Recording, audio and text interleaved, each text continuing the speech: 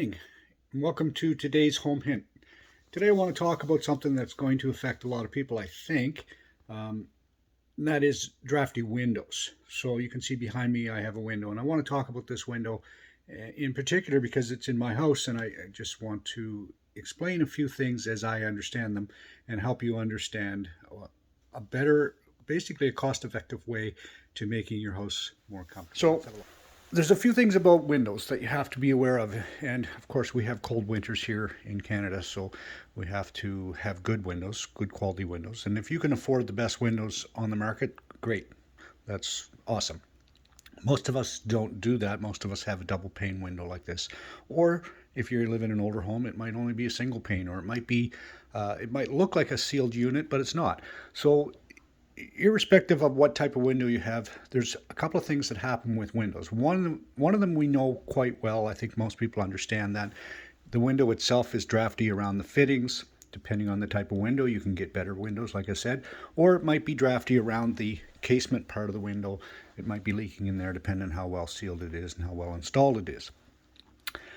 These are things you really can't control. Once the window's in place, it's difficult to do much with it. I mean, you can improve on it, but it's a difficult fix. Let's say pulling off trim and spray foaming, low expansion foam, all of those things work, and that's all good. But in today's Home Hint, I want to talk about other options, and I also want to talk about when a window is cold but it's not drafty. What happens in that scenario is essentially, let's say you're sitting on the couch and you can feel it's minus 25 outside, and you can feel the cold coming through the window. And of course, windows don't have great R value, so that is to be expected. We're going to have heat transfer through the window, but the heat is actually leaving the house and going outward. And what it's doing a lot of times is it's creating a convection current.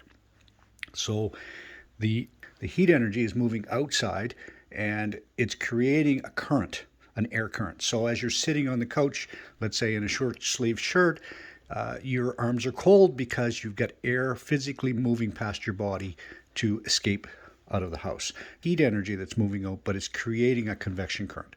So that happens pretty much anywhere where you got hot and cold coming together. That convection current is going to happen. But in particular, if you have a large living room window, let's say, and you're sitting close to it, you're going to feel that air movement, and you're going to think that it's drafts coming in through the window, but it's not necessarily. And this is a good example of this today, and I wanted to talk about it because yesterday I performed a blower door test, and I know that this window feels drafty, but I've never really been able to feel the air coming around. So with the blower door, what we do is we suck the pressure down, so we get a slight vacuum in the house, and then you can walk around the house and you can really feel the drafts. In this case, this window wasn't too bad, and that leads me to believe that it's basically just the heat transfer that makes you feel cold. So now what do? I mean, there's no point in taking the window apart trying to make it less drafty if it's not drafty. So I always do this in the wintertime. So I take this shrink wrap with the double-sided sticky tape and use the hair dryer, and you put it on the glass, put it over top, and shrink it down. And when it's on, you really can't even notice it's there. But what you really notice is just how much warmer it is, because you got another layer of dead air in between, and it really makes a big difference. I know it does for me. And for $30 or $40, you're going to be able to buy enough to do 4 or 5 windows probably. This is some I had left over from last year, so I'm hoping it's big enough to fit over this window.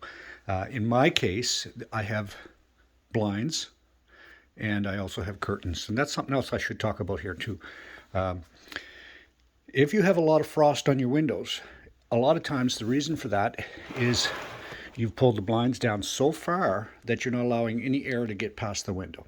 So what happens is the hot and cold meet on the other side, on the back side of that blind essentially, and it causes a lot of frost development. So it hits its dew point, frosts up, and you can have water. This year already I've been in houses where I can put my hand on the bottom sill and it's soaked and it's running off the edge. So in that case, you want to make sure that your window blind is open and that your curtains are open enough so that air can pass by the window. And that's why we put heat. In this case, I have hot water heat that runs up hot air goes past the window. I don't have much of a frost issue with this window. It's just the cold. So if you do have a lot of frost, you could put a fan somewhere close by to move the air past the window, and that will dry it up and reduce the amount of frost, because it's mixing that dew point area and it's not allowing it to hit the dew point right in the same area all the time, and you're not going to have as much frost. So I'm going to put this on and I'll show you what it looks like at the end. I think it's a really good alternative to putting in more expensive windows, and a lot of us can't afford that. All the way along,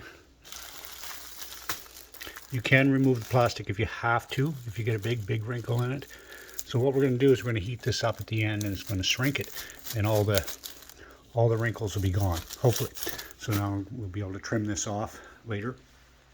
Yeah, put it behind the blind so that you can still operate the blind.